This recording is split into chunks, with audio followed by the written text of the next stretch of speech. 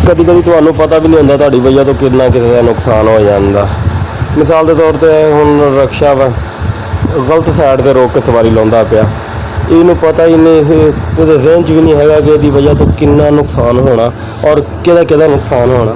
ਅਸੂਲੀ ਤੌਰ 'ਤੇ ਰਕਸ਼ਾ ਦੂਸਰੀ ਤਰਫ ਰੁਕਣਾ ਸੀ, ਦੂਸਰੀ ਸਾਈਡ 'ਤੇ, ਲੇਕਿਨ ਇੱਕ ਸਵਾਰੀ ਇੱਧਰਲੀ ਸਾਈਡ 'ਤੇ ਲਾਉਣ ਦੀ ਖਾਤਰ, ਹਾਲਾਂਕਿ ਦੂਸਰੀ ਸਾਈਡ 'ਤੇ ਲਾਉਣ ਨਾਲ ਰਕਸ਼ੇ ਵਾਲੇ ਦਾ ਕੁਛ ਨਹੀਂ ਜਾਣਾ ਸੀ, ਲੇਕਿਨ ਨਹੀਂ। ਇਹ ਦੇਖੋ ਇੱਕ ਸਵਾਰੀ ਲਾਈ, ਉਹ ਰਕਸ਼ਾ ਚਲਾ ਗਿਆ।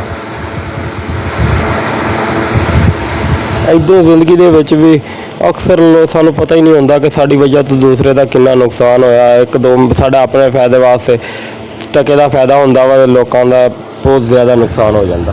ਇਹ ਹੁਣ ਰਕਸ਼ਾ ਚਲਾ ਗਿਆ, ਇੱਕ ਗੱਡੀ ਰੁਕੀ, ਉਹਦੀ ਵਜ੍ਹਾ ਤੋਂ ਦੂਸਰੀ ਗੱਡੀ ਰੁਕੀ, ਉਹ ਕਿਸਮਤ ਮਾੜੀ ਕਿ ਰੁਕੀ ਵੀ ਪੁਲਿਸ ਵਾਲੇ ਦੀ, ਪਿੱਛੋਂ ਆ ਕੇ ਗੱਡੀ ਠੋਕ ਗਈ। ਹੁਣ ਦੇਖਿਆ ਜਾਵੇ ਕਸੂਰ ਕਿਹਦਾ, ਜਿਹਦਾ ਕਸੂਰ ਆ ਉਹ ਤਾਂ ਚਲਾ ਗਿਆ, ਰਗੜਾ ਆ ਗਿਆ ਵਿਚਾਰੇ ਜਿਹੜਾ ਪਿੱਛੇ ਸੀ, ਔਰ ਉਹਦੇ ਦਿਨ ਇੰਨਾ ਮਾੜਾ ਕਿ ਲੱਗੀ ਵੀ ਉਹਦੇ ਵਿੱਚ ਪੁਲਿਸ ਵਾਲੇ ਦੀ ਗੱਡੀ 'ਚ। ਇਸ ਵਾਸਤੇ ਜਦੋਂ ਵੀ ਸੜਕ 'ਤੇ ਰੋਕੋ